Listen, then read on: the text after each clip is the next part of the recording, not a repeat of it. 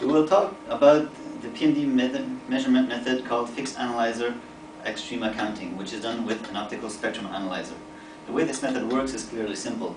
There's a broadband source, as we can see here, that shoots through a DUT, the fiber under test, then into a polarizer, and then going into the OSA. As DGD is a function of wavelength, the more DGD variation there is, the more fluctuations the OSA will see. We see here a low PMD DUT and a high PMD DUT. Then with these scans, the OSA computes the PMD using a coupling factor, the speed of light, the wavelength range, and N, which is the number of extremas seen on the OSA graph. If we take a look at a few screenshots, this screenshot was taken with a 1 picosecond emulator, and we see a few peaks and valleys, while this screenshot was taken with a 5 picosecond emulator. So clearly there is a lot more variations in the signal because DGD varies a lot more. If we take a look at the setup we have here right now,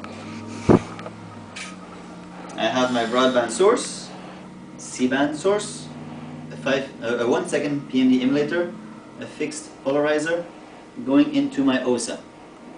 So I will press start and we can take a look at the acquisition. And we see here a few very defined peaks and valleys, meaning low PMD.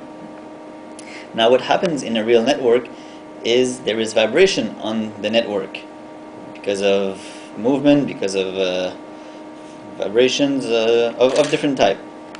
So I will emulate that just by wiggling my patch cord, as we see here, and I will redo the test. So if I press start again, I clearly see that I have a lot more peaks and valleys. Therefore, just by doing this, I have artificially increased PMD. What is in fact vibration in time was seen by the OSA as a DGD fluctuation as a function of wavelength. Therefore, the OSA will measure a higher PMD, while in fact my PMD of the system did not change. So if you take a single scan, this is a danger that you have. A lot of OSAs will not do single scan, they will average several scans. And since this graphic will change with every single scan, it will all be averaged out, which creates another danger, and we can simulate that here. If I take, for example, 5 scans, and we press start, and we wiggle the patch cord,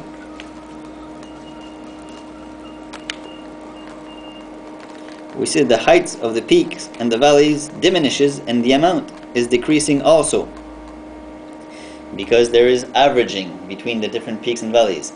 So depending on how your OSA works, if it's a single scan, you might see too high PMD. If it's multiple scan, which is averaged, then you might see too low PMD.